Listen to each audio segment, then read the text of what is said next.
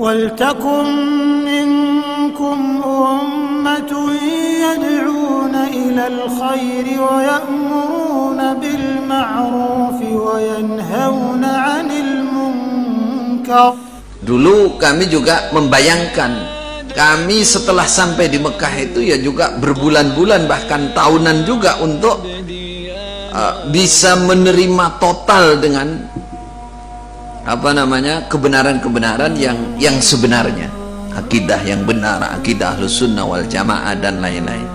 Jadi kami membayangkan ketika dari Jokam itu banyak orang yang betul-betul paham ilmu, ngerti ilmu betul, ngerti Quran hadis betul, hafal, paham, dan membaca bagaimana para ulama salaf, ulama-ulama zaman dulu mengartikan Al-Quran, mengartikan hadis, apa itu ijma dan lain-lain, ngerti kaedah-kaedah keilmuan. Fa insyaallah tidak sulit untuk berubah menuju kebaikan dan kebenaran. Itu wa ulaika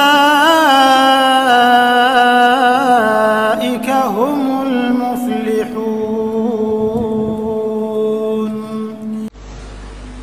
Alhamdulillahi rabbil alamin, wassalatu wassalamu ala asyrafil anbiya'i wal mursalin nabiyina Muhammadin wa ala alihi wa ashabihi wa man sara ala nahjihi ila yaumiddin.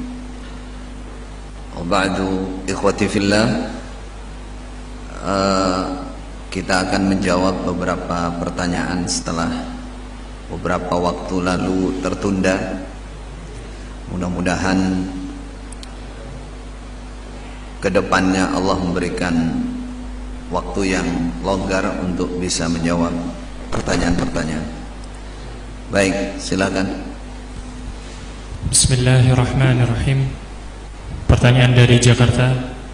Mohon tanggapan, menurut Jokam dakwah Syekh berubah-ubah, tidak sama pada saat masih berada di Jokam dengan setelah keluar dari Jokam. Baik, memang saya sendiri juga mendengar dan melihat di medsos ya potongan-potongan nasihat atau dakwah saya sebelum keluar dari Jokam dan setelahnya, lalu diperbandingkan, lalu dibenturkan. Untuk Jokam itu senjata artinya untuk mengelabui jamaah di bawah supaya tidak mendengarkan saya dan teman-teman, dengan judul jangan ikuti itu pelin plan. Dulu sama sekarang nggak sama. Secara umum saya jawab, insya Allah secara tafsil akan kita terus klarifikasi masalah ini. Secara umum begini, jadi kalau boleh dibikin tahapan, saya dan teman-teman itu mengalami tiga kondisi. Yang pertama, sebelum kami belajar di Mekah, yaitu kurang lebih sebelum tahun 2003. Itu banyak nasihat atau pidato atau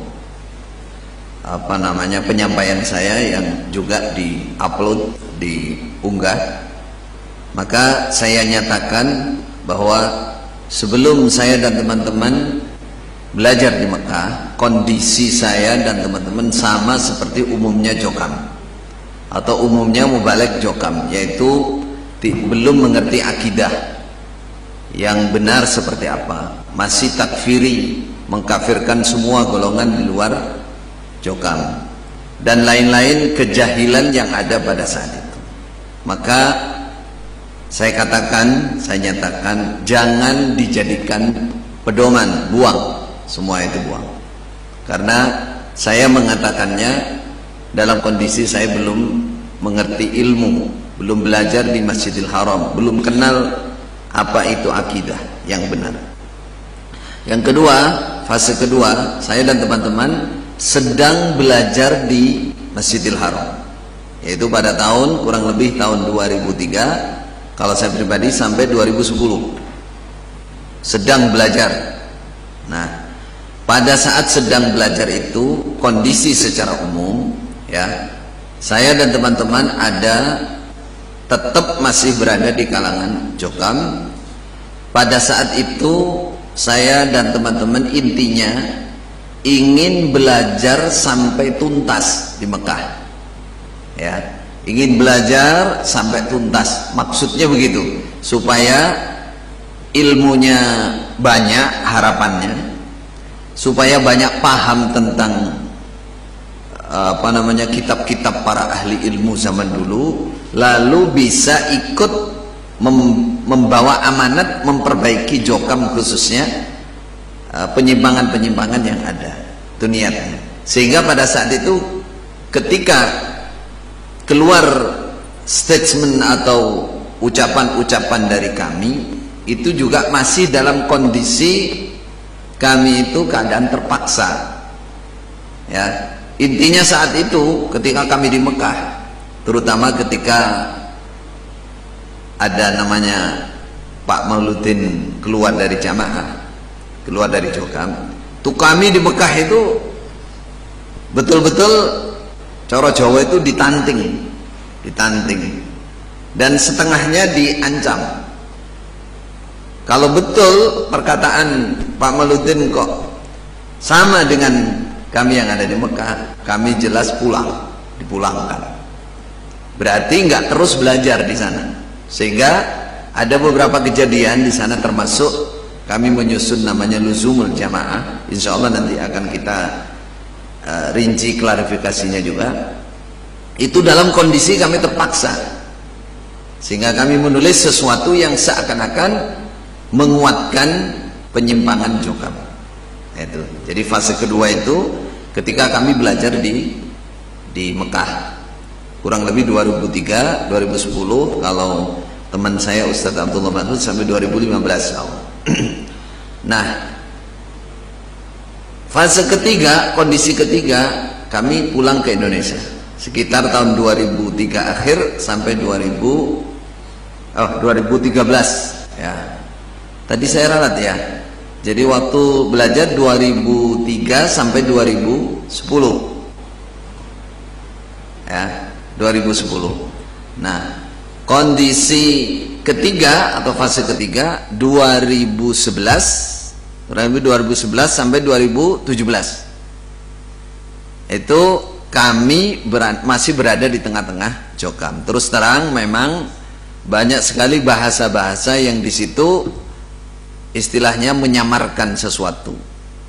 Karena apa? Karena kami ingin betul-betul memperbaiki kondisi Jokam, penyimpangan-penyimpangan terutama dalam akidah, dan beberapa bid'ah-bid'ah yang besar yang ada di dalamnya, dengan cara kami mengisi, ya, keilmuan, mengenalkan ilmu.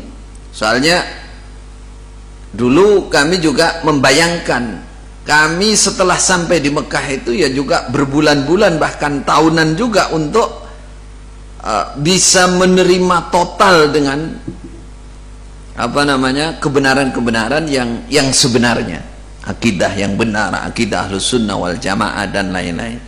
Jadi kami membayangkan ketika dari Jokam itu banyak orang yang betul-betul paham ilmu, ngerti ilmu betul, ngerti Quran hadis betul, hafal, paham, dan membaca bagaimana para ulama salaf, ulama-ulama zaman dulu mengartikan Al-Quran, mengartikan hadis, apa itu ijma dan lain-lain, ngerti kaedah-kaedah keilmuan. Fa insyaallah tidak sulit untuk berubah menuju kebaikan dan kebenaran itu. Sehingga kami berusaha dalam 7 tahun itu, ya, memperbaiki itu kondisinya. Jadi kondisi secara umum begitu. Jadi 7 tahun pun itu kami juga nggak bisa terang-terangan.